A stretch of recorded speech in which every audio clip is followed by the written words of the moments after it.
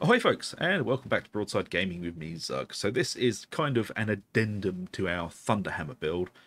A good friend of the channel's Chief helped us figure this out, and it works really nicely, so I thought I would turn it into a build guide. So let's jump in, shall we?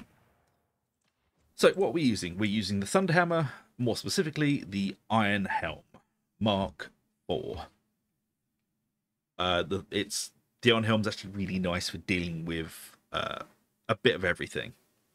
It's not quite as specialised as the Crucius, but it does have really nice horde clear, and it's quite good against monsters. It isn't quite as good as the Crucius against the hard targets, but it makes up for that by being a very well-rounded weapon on everything else. And it's like minuscule difference on the hard targets. So the modifiers, let's jump in. As you can see, defense is our dump stat because no one likes defense. The best defense is a good offense. And that's why we've gone for damage, crowd control, first target, and penetration, lol, as our maxed out stats, and defense is our dump. As for the perks, we're going for plus 25% damage to flak armored enemies because flak armored enemies are the most prevalent enemies in the game. Next up, we're going for unyielding. This is going to help us with our boss damage to, Plague Ogryns, Beasts of Nurgle, Chaos Spawns, Demon Hosts, Bulwarks, Reapers, all sorts of unyielding, nasty foes. And for the blessings, we're going with Slaughterer, which gives us plus 8% strength for 4.5 seconds on kill, stacks 5 times, and Thrust, up to 20% strength based on the charge time of your heavy attack, stacks 3 times. Now, with Thrust, you are going to want to basically try it and get 3 stacks every time you swing it, as that's going to give you the most bang for your buck. And as you can see, it doesn't take too long to get those 3 stacks. Your charge attacks are always the best option against heavily armored enemies. So you stack up to 3 and aim for the face. So that's the Thunderhammer. Next up, we have the bolt gun. I am going to give you some more options for the ranged weapon in case the bolt gun isn't your jam. But I'm really loving it. Since Unlocked and Loaded, they've buffed the bolt gun. They've made it far more usable. And as I keep saying, it doesn't bounce around like a restart puppy anymore. You can actually snipe single targets with it and mag dump into large groups of enemies. So how are we building this thing? So the modifiers, we are using mobility as our dump stat because mobility is stupid. It's not stupid, I just don't particularly like it. Everything else is going to be 80. Reload speed is actually quite important on the bolt gun because it's a very, very unwieldy weapon to reload. There is a very long reload time on it, and if you go for anything other than 80, you will feel the difference. As for perks, again, it's plus 25% damage to flak armored enemy because they are the most prevalent armor type in the game. And of course, unyielding to match our Thunderhammer. This is going to help us with the boss damage and dealing with most Ogryns. As for the blessings, we're going with Fire Frenzy, gain plus 10% close damage for 3.5 seconds after killing an enemy at close range, stacking 5 times.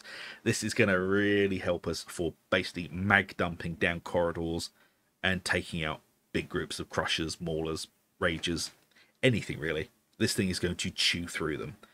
The literal only downside to this weapon is how long it takes to reload. And also we're going for Inspiring Barrage, which is going to be our bit of defense, because I lied, sometimes we need defense. This is going to help us farm back toughness in tricky situations. If we're being slightly overwhelmed, you can pull out the bolt gun, mag dump, and you will farm back a lot of your toughness. And it's plus 4% toughness for every 10% of magazine spent during continuous fire, stacks 5 times. So this is a really good way to just add a little bit of defense into the build. As for the curios, as you can see, we're using 2 toughness curios, that's 17%, and perks we're going for plus max health, toughness, and damage resistance gunners, because gunners are terrifying and they still will tear you to pieces. Now, if you want to, you can dump off the max health for damage-resistant snipers, but snipers are best dealt with by dodging them, really. And max health will help out against basically all chip damage. So that's 2 toughness curios and then 1 max health curio at plus 21%, again with the same perks, max health, toughness and damage resistance gunners. Now I did promise I'd give you some alternatives to the bolt gun if that is not your bag, and here are a few. You can go for the braced autogun, preferably the Agrippina Mark 8. Yeah, Mark 8. Stupid Roman numerals making me look dumb. So the Agrippina Mark 8. Again, mobility is the dump step because screw mobility. Perk-wise, exactly the same as the bolt gun. Black, unyielding, and blessings, again, exactly the same. Inspiring barrage and fire frenzy. The only thing this is not going to be able to do like the bolt gun is it cannot deal with heavily armored enemies for you. But this thing can absolutely shred through hordes. So I'm going to show you the differences between them. If you're a veteran player, you already know, so please do feel free to let your mind wander. But for everyone else,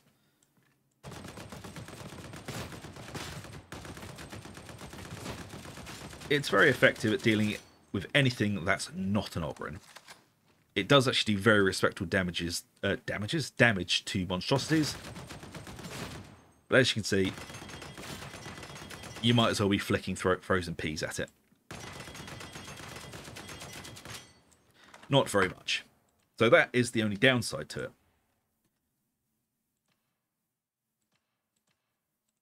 But the bolt gun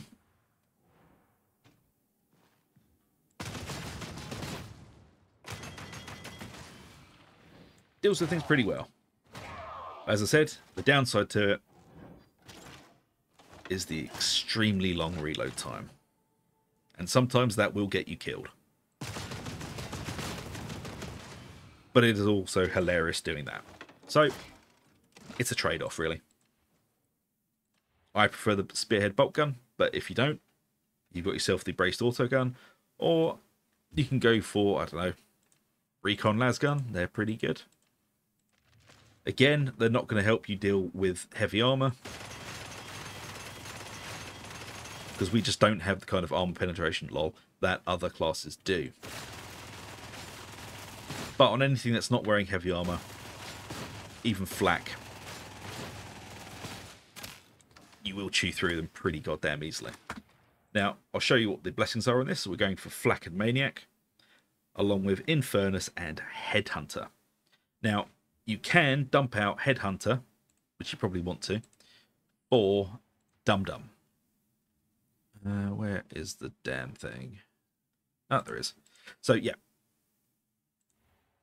Before somebody jumps down my throat about it again, I would dump out Headhunter for Death Spitter or Dum Dum. Preferably Dum Dum,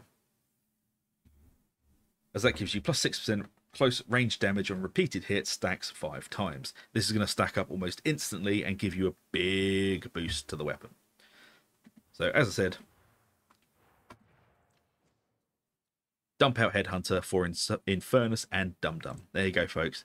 Stop being angry at me about it now. But I like the bolt gun. So let's have a look at the talents. Right. We'll start off on the right here. We're going for Backstabber, plus 20% damage on melee backstab hit. Basically, any hit from behind, you get 20% damage on. Blood Redemption, plus 50% toughness replenishment on melee kill. Into toughness boost. Then we're picking up Enduring Faith, plus 50% toughness damage reduction on critical hit. We are stacking quite a lot of crit with this build. Second Wind, replenish 15% toughness on successful dodge. And then to the middle, we're taking Anointed in Blood, up to 25% base range damage, reduce the further you are from the target. So this is really like built towards mag dumping into hordes of enemies and being right in their faces while you do it. Purge the Unclean, plus 20% increased damage against infested and unyielding enemies. This is going to help with boss damage. Into Toughness boost, into Restoring Faith on taking damage. Heal 20% of that damage, occurs over 4 seconds. This is going to be what's helping you get rid of that chip damage, or at least partially healing it. Emulation Grenade, my favourite grenade. Throw a grenade that leaves a layer of flaming liquid, burning and staggering enemies and barring their path. Most effective against unarmored enemies.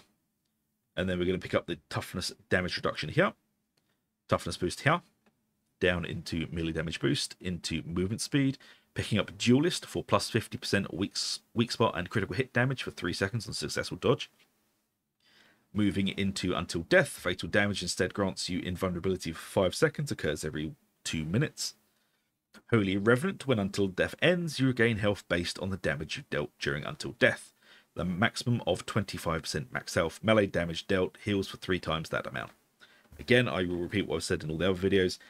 That last bit does not mean it increases to 75% max health. It just means melee hits get to 25% 3 times faster.